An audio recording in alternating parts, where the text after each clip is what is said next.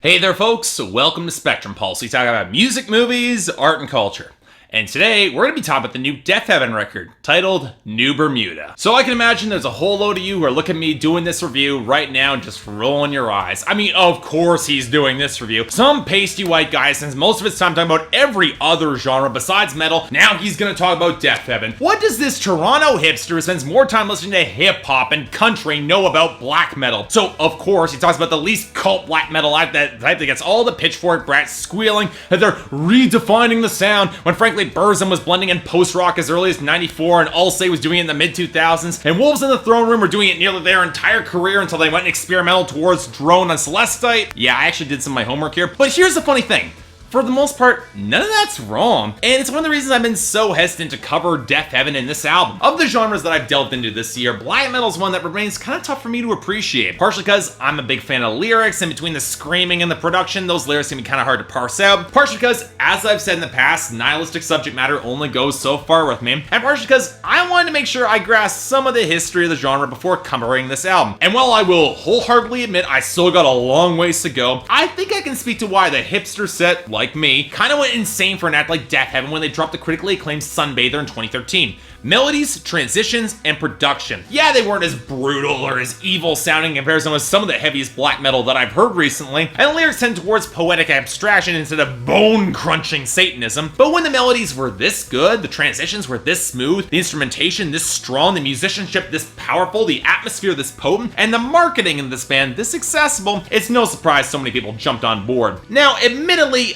I wasn't really one of them. I've always been more of a progressive metal guy, but I can see why people like Deafheaven. They weren't reinventing the wheel by any stretch, but it's hard to deny the compositional skill behind Sunbather. So when I heard that the newest album, New Bermuda, was gonna be more aggressive and heavy, it really seemed like the best of both worlds. Win back the metal elitists who dismiss them as hipster bait, and scare away that popular crowd who only jumped on board for that reason in the first place. And given that I've never really loved a Deafheaven record, yeah, I don't love Sunbather, considering Wolves in the Throne Room and In the Woods both hit me a little bit harder. Even though the latter band is more on the prog side, I still wanted to talk about this album. It still interested me. So, how did New Bermuda turn out? Well, here's the thing. I've been through this album a number of times. I definitely think it's good, but I won't say it's as strong as Sunbather, and that comes from elements pretty much across the board. And you know what's funny? I've seen a number of reviews suggesting that they're surprised that Deafheaven didn't go for more of that accessible pop framework given their knack for solid melodies. The interesting thing is that I'd argue they did angle to make this album more accessible, but they did it in an area that's deceptively easy to ignore, and I think it kind of slipped a lot of people by. But before I get to that bait and switch, the easiest place to start talking about New Bermuda would be in the production and the instrumentation of this album. Because say what you will about genre or content, these guys can play like hell. The interweaving guitar work has only gotten stronger, the bass plays a very solid presence, and Daniel Tracy's drum work, well, yeah, add me to a list of people just praising this guy because of the complexities of his progression between thunderous double kick cacophony and more impactful, more progressive rock segments. He's got the skill to make it sound spontaneous with the precision and care to let you know that it's not. And while this album indulges in its fair share of meandering post-rock and progressive rock moments, it's the more straightforward metal chunks that draw the most immediate attention. The Slayer-esque riffs that open up Luna, the Poets of the Fall-esque misty flutters on Baby Blue, that latter drop into this absolutely ridiculous solo with some great melodic interplay, to the thick and choppy riffs that drives the midsection of Come Back. Even though the softer segments are more airy, shimmering, and arguably more accessible than ever before, the metal segments are all the more aggressive and they come in with even less warming. It can be almost jarring at points, and I'm honestly a little bit mixed on that. Yeah, the riffs and the drumming are all the more dense, but the melody can feel kind of swallowed up, not quite even given the same clarion space to really soar and grab at the heartstrings. Yeah, the more thrash-inspired sections are awesome, but I'm left feeling that the crescendos don't really escalate melodically in the same way that the drums do. In fact, while there are some subtle melodic change-ups, they don't really drive the track's momentum in the same way, given all those rapid changes of pace. And thus we don't really get those melodic climax points that build off of the crescendos very well. And it's bizarre, considering that this album is actually shorter than Sunbather, and that so many of these tracks feel kind of meandering. As those post-rock and progressive rock segments, they just kind of amble on and don't really evolve to satisfying conclusions. I get they work somewhat with the lyrical subject matter, more on that in a bit, but it means that some of these songs feel a little bit lacking in ideas to really drive home a conclusive moment, with the outros just going long and just fading out with acoustic flutters or piano. Considering this album is only 5 tracks, you kind of wish the songs would end with a little bit more power than they do. But then again, could there be a reason for that? Well, now we gotta talk about lyrics and the first acknowledgement that New Bermuda really is taking off right after Sunbather. Now, the arc of Sunbather featured the desperate quest quest to attain something, whether or not that thing is all that good is a question to debate, that thing or person of desire, and the opening cascade of bells against that oscillating wobble of organs makes it easy to think this album could have begun with a wedding if you imagine it. And yet, almost immediately, the passion sputters out, and frontman George Clark begins to wonder if he's really found what he's looking for. It really is a new beginning, a new plan, and in typical Deafheaven fashion, it immediately sputters to spiral towards inevitable darkness. Luna takes the picture to LA,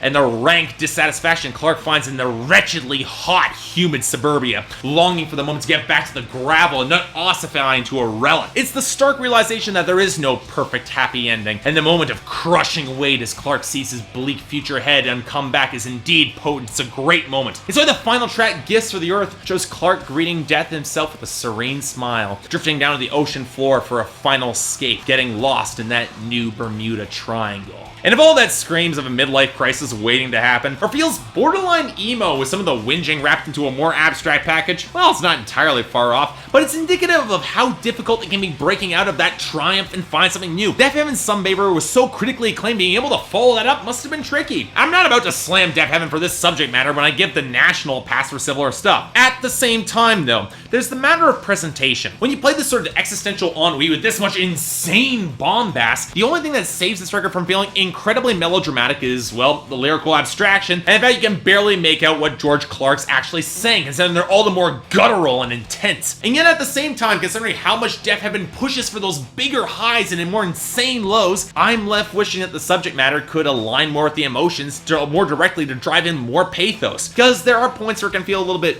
trite, to be honest. The one that really did hit me, surprisingly subtle, was that sample of the car radio and the traffic on Baby Blue. Mostly because it feels like a moment where out of the screaming escape, things just crash down to reality. And for a moment aiming to go darker, it's one of the starkest gut punches of all, because what can be darker of all that fantastic escape than encountering a reality, stuck in traffic, waiting to go home, and there's a delay. So look, I completely get why fans of Sunbather and of Deafheaven will like this album. It's a natural sequel, it gets darker and heavier, and draws all the more emphasis to the parts of the album that hit with those extremes. But for as much as it does that, I'm left wondering why it doesn't have that same emotional impact for me. Maybe it's some of the subject matter, maybe it's some of the tightened compositions that don't really create enough build-up for those great climax points. Maybe it's the tracks that don't feel like they have a solid endpoint, just kind of meander out. Regardless, I still respect the phenomenal musicianship, and while I'm not quite certain the more progressive touches are the best fit for Deafheaven in the long term, contrary to some opinions, I wouldn't want these guys working with Steven Wilson. It just doesn't really fit for me with them right now, but I do respect how much of this album is executed so well. For me, this album's a very strong 7 out of 10,